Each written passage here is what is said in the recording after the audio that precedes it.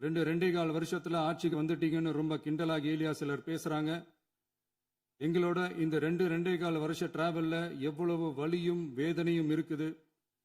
நம்மளோட மக்கள் சந்திப்புக்கே அவ்வளவு இடையூறு, அவ்வளவு தடைகள், ஊர் உலகத்துல யாருக்கும் இல்லாத ஒன்னா நமக்கு மட்டுமேன்னு தனியா ஸ்பெஷலா எக்ஸ்க்ளூசிவா நிறைய நிபந்தனைகள், நெருக்கடிகள், கட்டுப்பாடுகள், நம்மளை சந்திக்க வர்ற மக்களுக்கு சரியான பாதுகாப்பு இல்லாம, நம்ம கூட்ட நிகழ்ச்சிக்கு போதுமான பாதுகாப்பு இல்லாமன்னு இன்னும் வெளியே சொல்ல முடியாத நிறைய சூழ்ச்சிகள் எல்லாத்தையும் தாண்டி தான் நாம் இந்த இடத்துக்கு வந்திருக்கிறோம்.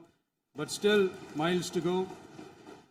நம்ம டிராவல்ல எல்லாத்துக்கும் முச்சமா நம்மளோட சொந்தங்கள், நம்மளோட உறவுகள், 41 பேர் கரூர் சம்பவத்தில் இழந்த வேதனை எல்லாம் எப்படி சொல்றதுனே தெரியல.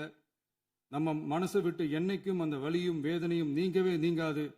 அதுலயும் நம்ம மேலேயே பழி போட்ட கொடுமையெல்லாம் இருக்கும் பாருங்க, அதெல்லாம் வேற லெவலுங்க. என்னத்துக்கு அப்படியெல்லாம் செஞ்சாங்கன்னு தெரியல. அரசியல்னா இப்படியெல்லாம் கொடூரமா இருக்கணுமா என்ன? சரி விடுங்க. இந்த விஜய் இவனோட மக்களுக்காக எதையும் தாங்க தயாராகிட்டான். இவ்வளவு பெயின்ஃபுல்லான நம்ம பொலிட்டிக்கல் டிராவல்ல நம்மளோட மிகப்பெரிய ஆறுதலும் பலமும் என்ன தெரியுமா? என் நெஞ்சில் குடியிருக்கும் என்னோட தமிழ்நாட்டு மக்களும், என் உயிருக்கு உயிரான என்னோட தோழர்களும் தான். அவங்களோட பலத்தால தான்.